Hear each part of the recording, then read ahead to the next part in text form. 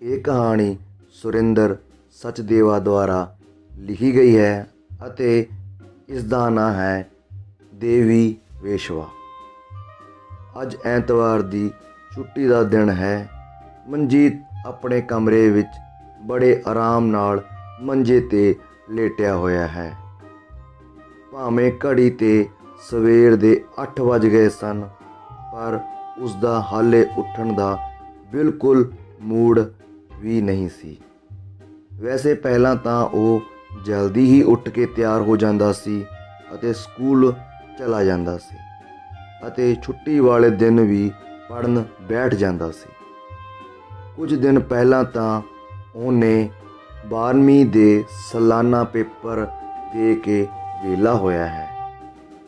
ਉਹ ਕੁਝ ਦਿਨ ਆਰਾਮ ਕਰਨਾ ਚਾਹੁੰਦਾ ਹੈ, ਇਸ ਲਈ ਨੀਂਦ ਦਾ ਆਨੰਦ ਲੈ ਰਿਹਾ ਹੈ। ਪਰ ਅਚਾਨਕ ਹੀ ਟੈਲੀਫੋਨ ਦੀ ਘੰਟੀ ਵੱਜੀ। ਉਸਨੇ ਅੱਧੀਆਂ ਅੱਖਾਂ ਖੋਲ੍ਹੀਆਂ ਅਤੇ ਫੋਨ ਵੱਲ ਘੂਰ ਕੇ ਵੇਖਿਆ। ਉਸ ਦਾ ਤਾਂ ਰਤਾ ਵੀ ਮਨ ਨਹੀਂ ਕਰ ਰਿਹਾ ਕਿ ਉਹ ਰਿਸੀਵਰ ਨੂੰ ਚੁੱਕੇ ਅਤੇ ਗੱਲ ਕਰੇ, ਪਰ ਲਗਾਤਾਰ ਘੰਟੀਆਂ ਵੱਜਣ ਕਰਕੇ ਉਸ ਨੂੰ ਉੱਠਣਾ ਹੀ ਪਿਆ। ਅਣਮਣੇ ਮਨ ਨਾਲ ਰਿਸੀਵਰ ਚੁੱਕਿਆ ਅਤੇ ਬੰਦ ਅੱਖਾਂ ਨਾਲ ਹੀ ਪੁੱਛਿਆ, ਹਾਂਜੀ ਕੌਣ ਬੋਲ ਰਿਹਾ ਹੈ? ਅੱਗੋਂ ਆਵਾਜ਼ ਆਈ, ਕਿਵੇਂ ਆ ਭਾਣਜਿਆ? ਮੈਨੂੰ ਤਾਂ ਲੱਗਦਾ ਹੈ ਹਾਲੇ ਵੀ ਕੁੰਭਕਰਨ ਵਾਂਗ ਸੁੱਤਾ ਹੀ ਪਿਆ ਹੈ। ਉੱਠ ਕਾਕਾ, ਬਾਹਰ ਜਾ ਕੇ ਵੇਖ, ਬਾਹਰ ਤਾਂ ਗੋਡੇ ਗੋਡੇ ਸੂਰਜ ਚੜ੍ਹ ਆਇਆ ਹੈ। ਹਾਂਜੀ ਜੀਤ ਮਾਮਾ ਜੀ, ਕੀ ਹਾਲ ਹੈ? ਇੰਨੀ ਸਵੇਰੇ ਸਵੇਰੇ ਕਿਵੇਂ ਫੋਨ ਕਰ ਲਿਆ? ਸਭ ਠੀਕ ਤਾਂ ਹੈ? ਉਸਨੇ ਸਵਾਲਾਂ ਦੀ ਝੜੀ ਹੀ ਲਗਾ ਦਿੱਤੀ। ਹਾਂ ਸਭ ਠੀਕ ਹੈ। ਤੂੰ ਕਿਵੇਂ ਆ? ਟੈਲੀਫੋਨ ਸੁਣ ਕੇ ਬੌਂਦਲ ਗਿਆ। ਥੋੜ੍ਹਾ ਜਿਹਾ ਸਬਰ ਵੀ ਰੱਖ, ਹੁਣੇ ਦੱਸਦਾ ਹਾਂ ਸਾਰਾ ਕੁਝ। ਦੂਜੇ ਪਾਸੋਂ ਆਵਾਜ਼ ਆਈ। ਮਨਜੀਤ ਸ਼ਰਮਿੰਦਾ ਜਿਹਾ ਹੋ ਗਿਆ। ਦਰਅਸਲ ਦੂਜੇ ਪਾਸੇ ਜੀਤ ਸਿੰਘ ਬੋਲ ਰਿਹਾ ਸੀ। ਉਸ ਦੀ ਮਾਂ ਦੇ ਪੇਕੇ ਪਿੰਡ ਨਾਨਕਿਆਂ ਦੇ ਗੁਆਂਢ ਵਿੱਚ ਰਹਿੰਦਾ ਸੀ। ਨਾਨਕੇ ਪਿੰਡ ਦਾ ਹੋਣ ਕਰਕੇ ਉਹ ਹਮੇਸ਼ਾ ਜੀਤ ਨੂੰ ਮਾਮਾ ਕਹਿੰਦਾ ਸੀ। ਅੱਜ ਕੱਲ੍ਹ ਉਹ ਉਹਨਾਂ ਦੇ ਸ਼ਹਿਰ ਹੀ ਰਹਿੰਦਾ ਹੈ ਅਤੇ ਕਿਸੇ ਕੰਪਨੀ ਦੇ ਵਿੱਚ ਦਰਜਾ 4 ਕਰਮਚਾਰੀ ਹੈ। ਉਸਨੇ ਕਈ ਸਾਲ ਪਹਿਲਾਂ ਵਿਆਹ ਵੀ ਕਰਵਾਇਆ ਸੀ, ਪਰ ਕਿਸੇ ਕਾਰਨ ਉਸ ਦੀ ਘਰਵਾਲੀ ਛੱਡ ਕੇ ਚਲੀ ਗਈ ਸੀ, ਇਸ ਲਈ ਅੱਜ ਕੱਲ੍ਹ ਇਕੱਲਾ ਹੀ ਰਹਿੰਦਾ ਹੈ। ਕਦੇ ਕਦੇ ਇਹਨਾਂ ਦੇ ਘਰ ਵੀ ਆ ਜਾਂਦਾ ਸੀ, ਪਰ ਉਸ ਦੇ ਪਿਤਾ ਉਸ ਨੂੰ ਬਿਲਕੁਲ ਵੀ ਪਸੰਦ ਨਹੀਂ ਸੀ ਕਰਦੇ। ਵੇਖ ਭਾਣਜਿਆ, ਮੇਰੇ ਕੋਲ ਤੇਰੇ ਲਈ ਇੱਕ ਖੁਸ਼ਖਬਰੀ ਹੈ। ਤੂੰ ਇੱਕ ਦਿਨ ਮੈਨੂੰ ਕਿਹਾ ਸੀ ਕਿ ਤੂੰ ਦਿੱਲੀ ਕਦੇ ਨਹੀਂ ਗਿਆ। ਮੈਂ ਹੁਣ ਦਿੱਲੀ ਜਾ ਰਿਹਾ ਹਾਂ। ਮੈਂ ਸੋਚਿਆ ਤੈਨੂੰ ਵੀ ਨਾਲ ਲੈ ਚੱਲਾਂ। ਨਾਲੇ ਤੂੰ ਦਿੱਲੀ ਘੁੰਮ ਆਈ, ਉੱਥੇ ਦੇਖਣ ਨੂੰ ਬਹੁਤ ਕੁਝ ਹੈ। ਤੂੰ ਉੱਥੇ ਆਪਣੇ ਲਈ ਕੱਪੜੇ ਲੀੜੇ ਵੀ ਖਰੀਦ ਲਵੀਂ। ਉੱਥੇ ਸਮਾਨ ਬਹੁਤ ਸਸਤਾ ਮਿਲਦਾ ਹੈ ਅਤੇ ਬਹੁਤ ਸਾਰੀ ਵੈਰਾਈਟੀ ਵੀ ਮਿਲ ਜਾਂਦੀ ਹੈ। ਮੈਨੂੰ ਪਤਾ ਹੈ ਕਿ ਹੁਣ ਤੂੰ ਨਵੇਂ ਕਾਲਜ ਜਾਣ ਲੱਗ ਪੈਣਾ। ਜੇਕਰ ਨਵਾਂ ਕਾਲਜ ਹੈ ਤਾਂ ਲੀੜੇ ਲੱਤੇ ਵੀ ਨਵੇਂ ਹੋਣੇ ਚਾਹੀਦੇ ਨੇ, ਤਾਂ ਹੀ ਸਾਡੇ ਸ਼ੇਰ ਦੀ ਟੌਰ ਬਣਨੀ ਆ। ਮਨਜੀਤ ਨੇ ਝੱਟ ਹਾਂ ਕਰ ਦਿੱਤੀ, ਪਰ ਉਸ ਨੂੰ ਪਤਾ ਸੀ ਕਿ ਪਾਪਾ ਨੇ ਨਹੀਂ ਮੰਨਣਾ। ਇੰਨਾ ਚੰਗਾ ਤਾਂ ਹੈ ਉਸ ਦਾ ਮੂੰਹ ਬੋਲਿਆ ਮਾਮਾ, ਪਰ ਪਾਪਾ ਪਤਾ ਨਹੀਂ ਕਿਉਂ ਉਸ ਦਾ ਘਰ ਵਿੱਚ ਆਉਣਾ ਪਸੰਦ ਨਹੀਂ ਕਰਦੇ। ਮਨਜੀਤ ਦੇ ਪਿਤਾ ਨੂੰ ਮਾਮੇ ਦਾ ਘਰ ਆਉਣਾ ਬਿਲਕੁਲ ਪਸੰਦ ਨਹੀਂ ਸੀ, ਇਸ ਲਈ ਉਹ ਅਕਸਰ ਮਨਜੀਤ ਨੂੰ ਵੀ ਸਮਝਾਇਆ ਕਰਦੇ ਸਨ ਕਿ ਜਿੰਨਾ ਹੋ ਸਕੇ ਉਹ ਆਪਣੇ ਇਸ ਮਾਮੇ ਤੋਂ ਦੂਰ ਰਿਹਾ ਕਰੇ। ਪਰ ਮਾਂ ਦਾ ਗਵਾਂਢੀ ਹੋਣ ਕਰਕੇ ਮਾਂ ਉਸ ਨੂੰ ਨਹੀਂ ਰੋਕਦੀ ਸੀ। ਸ਼ਾਇਦ ਪਾਪਾ ਉਸ ਦੀ ਕੋਈ ਗੱਲ ਜਾਣਦੇ ਹੋਣ ਜੋ ਮਾਂ ਨੂੰ ਨਾ ਪਤਾ ਹੋਵੇ। ਪਰ ਮਨਜੀਤ ਨੂੰ ਤਾਂ ਜੀਤ ਮਾਮੇ ਵਿੱਚ ਕਦੇ ਕੋਈ ਕਮੀ ਨਜ਼ਰ ਨਹੀਂ ਸੀ ਆਈ। ਮਨਜੀਤ ਨੇ ਆਪਣੀ ਮਾਂ ਨਾਲ ਮਾਮੇ ਦੇ ਨਾਲ ਦਿੱਲੀ ਜਾਣ ਦੀ ਗੱਲ ਕੀਤੀ। ਮਾਂ ਪਹਿਲਾਂ ਤਾਂ ਪਾਪਾ ਦੇ ਡਰ ਕਾਰਨ ਚੁੱਪ ਰਹੀ, ਪਰ ਮੰਨ ਵੀ ਗਈ। ਵੈਸੇ ਵੀ ਉਸਦੇ ਪਿਤਾ ਜੀ ਕੁਝ ਦਿਨਾਂ ਲਈ ਕੰਪਨੀ ਦੇ ਟੂਰ 'ਤੇ ਬਾਹਰ ਗਏ ਹੋਏ ਸਨ। ਇਸ ਲਈ ਮਾਂ ਨੇ ਹਾਂ ਕਰ ਦਿੱਤੀ ਅਤੇ ਉਸ ਨੂੰ ਕੁਝ ਪੈਸੇ ਵੀ ਦੇ ਦਿੱਤੇ। ਮਾਂ ਤੋਂ ਕੁਝ ਪੈਸੇ ਲੈ ਕੇ ਅਤੇ ਪਾਪਾ ਨੂੰ ਨਾ ਦੱਸਣ ਲਈ ਕਹਿ ਕੇ ਮਨਜੀਤ ਨੇ ਆਪਣਾ ਸਮਾਨ ਪੈਕ ਕਰ ਲਿਆ।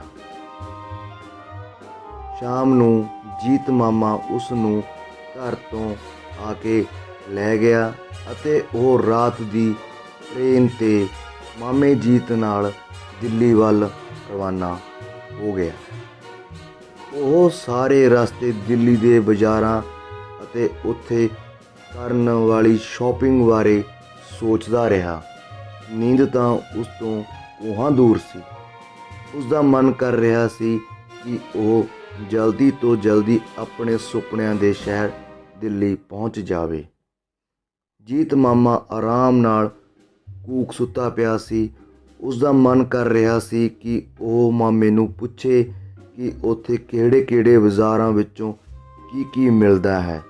ਉਸ ਨੇ ਇੱਕ ਦੋ ਵਾਰ ਮਾਮੇ ਨੂੰ ਉਠਾਉਣ ਦਾ ਯਤਨ ਵੀ ਕੀਤਾ, ਪਰ ਉਹ ਤਾਂ ਕੂਕ ਸੁੱਤਾ ਪਿਆ ਸੀ। ਸ਼ਾਇਦ ਉਸ ਨੇ ਕੋਈ ਨਸ਼ਾ ਕੀਤਾ ਹੋਇਆ ਸੀ। ਸਵੇਰੇ 7 ਵਜੇ ਟ੍ਰੇਨ ਦਿੱਲੀ ਜਾ ਪਹੁੰਚੀ। ਗੱਡੀ ਵਿੱਚੋਂ ਉਤਰ ਕੇ ਉਹਨਾਂ ਨੇ ਸਟੇਸ਼ਨ ਦੇ ਸਾਹਮਣੇ ਹੀ 2 ਘੰਟੇ ਵਾਸਤੇ ਇੱਕ ਸਸਤੇ ਜਿਹੇ ਹੋਟਲ ਵਿੱਚ ਕਮਰਾ ਲੈ ਲਿਆ।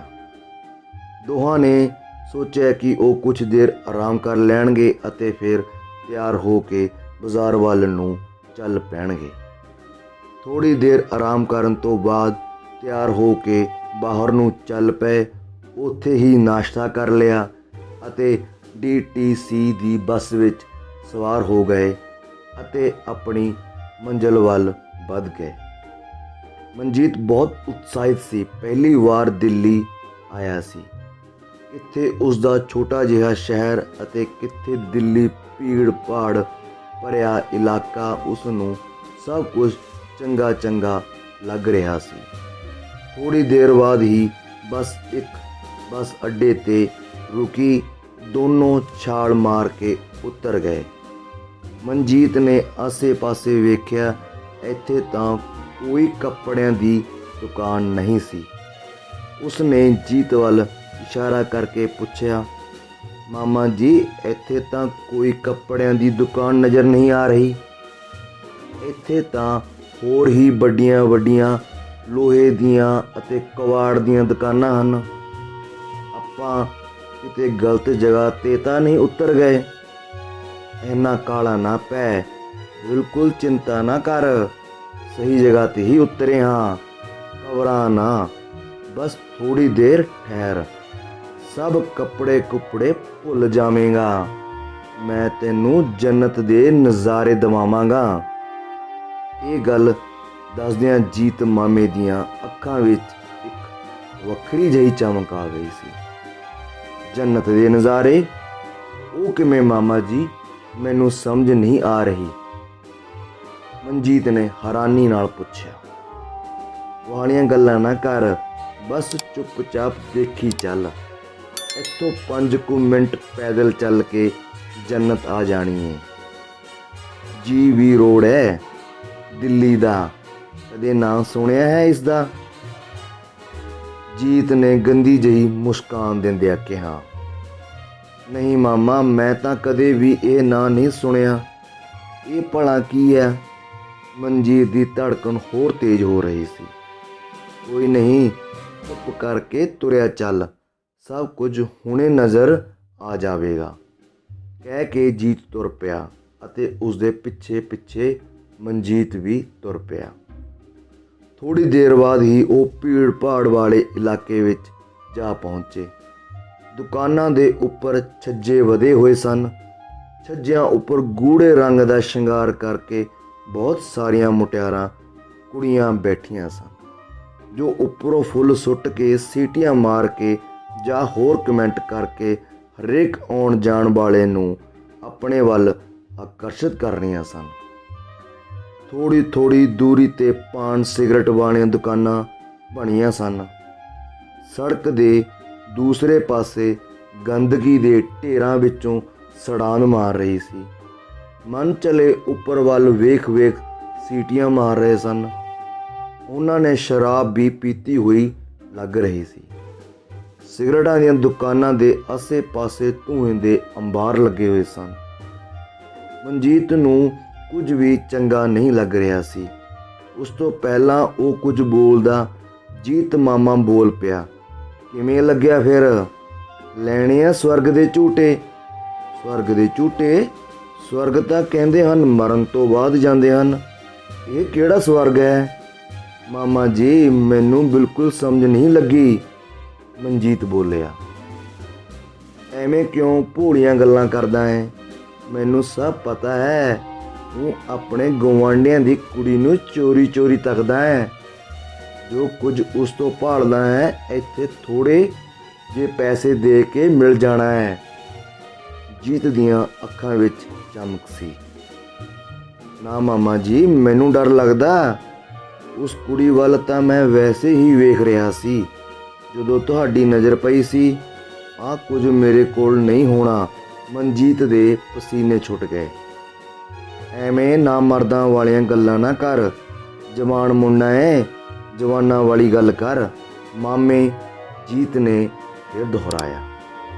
ਨਾ ਮਰਦ ਵਾਲੀ ਗੱਲ ਸੁਣ ਕੇ ਮਨਜੀਤ ਦੇ ਮੂੰਹ ਕੁਝ ਨਾ ਨਿਕਲਿਆ। ਚੁੱਪਚਾਪ ਮਾਮੇ ਦੇ ਪਿੱਛੇ ਪਿੱਛੇ ਤੁਰ ਕੇ ਇੱਕ ਪਾਨ ਬੀੜੀ ਵਾਲੀ ਦੁਕਾਨ 'ਤੇ ਪਹੁੰਚ ਗਿਆ। ਉੱਥੇ ਹਾਲੇ ਜਾ ਕੇ ਉਹ ਖੜੇ ਹੀ ਸਨ ਕਿ ਇੱਕ ਗੰਦੇ ਜਿਹੇ ਦੰਦਾਂ ਵਾਲਾ ਆਦਮੀ ਉੱਥੇ ਆ ਪਹੁੰਚਿਆ। ਉਹਦੇ ਮੂੰਹ ਵਿੱਚ ਸੁਪਾਰੀ ਗੁਟਕਾ ਪਾਇਆ ਹੋਇਆ ਸੀ।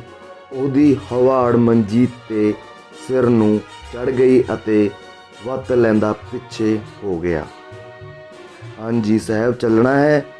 ਜੀਤ ਵੱਲ ਵੇਖ ਕੇ ਪੁੱਛਿਆ।